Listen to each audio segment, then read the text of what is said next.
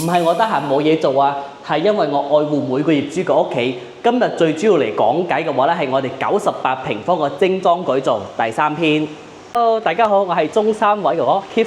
今日最主要嘅話咧，同大家更新一下我哋98平方嘅最新裝修進度。咁依家我哋就嚟翻呢個精裝改造個單位。門口呢度要把門鎖嘅，咁呢個門鎖咧，到時咧就換翻喺呢一邊門嗰度，都係小米個鎖嚟嘅，係 M40 Pro 最新款嘅。咁鞋櫃咧就已經係做完㗎啦。咁嚟翻嘅話咧，個廳呢邊咧就最主要咧就係雪櫃咧就已經係嵌咗入去㗎啦。咁呢度個軌道插蘇咧就已經裝好㗎啦。係呢個軌道插蘇咧好得意嘅，呢度咧就有個感應燈喺呢度。呢度有個感應燈，咁平時你點一點就關。呢度咧仲有一個咧就係 USB 同埋 Type C。咁呢個嘢嘅話咧係隨時可以換嘅，即係如果我哋喺香港翻嚟呢邊有一啲係 out 標嘅，咁我哋可以換翻呢一個頭就 OK 啦，擰翻落嚟掹出嚟，然之後咧就換一個新嘅上去就可以嘅啦，比較簡單。係咁就今日重點咧就睇翻個廚房嘅。咁廚房因為上次講翻咧就係呢一個位。呢個位咧就上次講到嘅話咧就係個洗碗機嘅，係呢個洗碗機咧，咁我哋係將成個櫃桶咧係拆晒㗎啦。咁講翻嘅話咧，其實裝呢個洗碗機之前嘅話咧，真係一波三折。點解咧？因為我哋裝呢個之前咧拆晒咗之後咧，兩邊冇支撐，石板嘅話咧會裂，咁要考慮翻好多方案，同埋呢個洗碗機嘅位咧係啱啱好，係講翻咧就係呢個咧就60。咁因為啱啱好啦，就後邊咧又唔可以留背板嘅，所以呢度係真係經過一波三折改造咗好耐之後咧，已經係做翻就係咁。相對於嚟講咧，依家呢個位置咧係非常之理想嘅，係呢個都係小米嘅洗碗機，係 P20個洗碗機嚟嘅。咁焗爐嘅話咧就史密斯嘅，呢邊就已經係裝好噶啦。咁因為個水喉咧未接，所以個保護膜咧我暫時咧就未揭開嘅。呢個焗爐咧係比較實用啲咧，就係唔使自己去加水，同埋呢個焗爐咧喺商場嚟講咧賣價係好貴嘅，係大家可以留意翻呢一個，因為我屋企係用緊呢一個嘅，所以就介紹咗客戶買翻呢一款。係咁，再到個露台嘅話咧，次升級咗咧係做咗咩咧？就係我哋呢個電動捲簾嘅。咁呢個電動捲簾咧，因為依家暫時嚟講咧呢度未通電嘅，所以冇辦法顯示俾大家睇。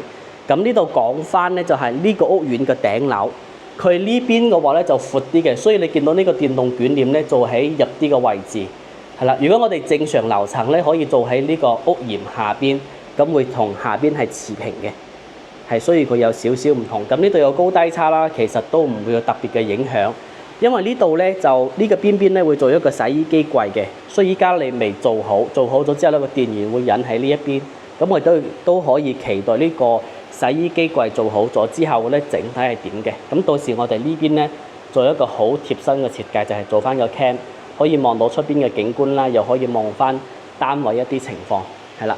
咁仲有嘅話咧，就係呢盞燈。呢個燈咧係一個78cm 直徑78嘅，咁呢個係小米嘅燈，係純白色嘅。但係呢個燈咧可以無極調光，可以由我哋3000K 啦，去調到我哋4500K 啦。調到我哋6000K 咧都係冇問題嘅呢一個燈光。咁我哋有個小米 app 咧都可以控制㗎啦，係全屋都係用咗呢個吸頂燈嚟嘅，簡潔大方同埋比較好睇啲。咁洗手間嘅話咧，我哋個浴屏咧就做好咗啦，做咗一個3節門嘅浴屏。咁到時咧，我哋個馬桶咧會換翻智能馬桶嘅。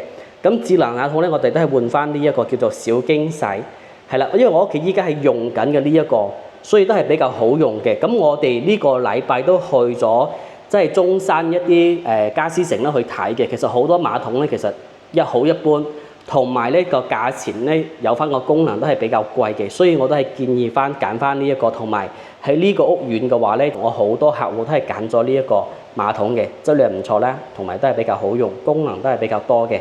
咁具體有啲咩功能咧？等安裝好之後咧，可以顯示俾大家。咁我哋嘅頂呢邊咧，我哋到時會裝翻一個浴霸嘅。係啦，但係我哋呢個浴霸咧，千祈要記得就係佢個位置。我依家買呢款咧係啱裝嘅，但係有一啲款式嘅話咧，佢個預留個空間係比較高嘅，超過咗12cm咧，可能就裝唔到噶啦。所以你買呢個浴霸之前咧，一定要度好上面嘅尺寸，因為我已經係好幾個客戶係買咗翻嚟係唔啱裝嘅。係咁再講翻就係呢個衣帽間就已經係完成㗎啦。咁呢個冷氣咧都係經過一波三折去做好嘅。咁呢度咧就有少少個位咧就冇咁靚嘅，到時有個蓋。係咁呢度咧，我哋見到啲色咧係因為比較邋遢啦，就摸上去到時一抹乾淨就唔會有㗎啦。因為白色嘅櫃面嘅話咧，真係比較難打理。咁窗簾嘅話咧，呢邊咧我哋會用翻一個蜂窩簾，唔知大家知唔知道呢個蜂窩簾？如果唔知嘅話咧，下次裝咗上去之後咧，都可以俾大家睇一睇。咁呢度咧就已經係放咗喺呢度㗎啦，蜂窩簾。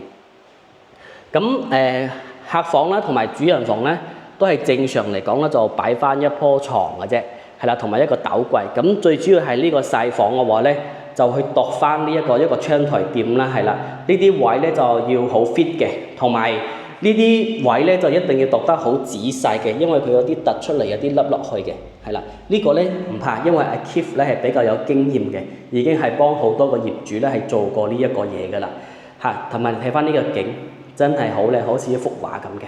最主要咧就係我哋嘅廳咧係呢一個3.8米嘅廳，咁電視機咧到底我哋要買幾大咧？咁呢個咧大家可以喺評論區留言，因為我依家都未諗好要買85吋啦，定係75吋啦，定係98吋啦，係啦。咁我哋呢一期嘅視頻就喺呢一度啦。咁我哋下一期再見，大家記得幫我點翻個關注嚇。我哋到呢一度啦，拜拜。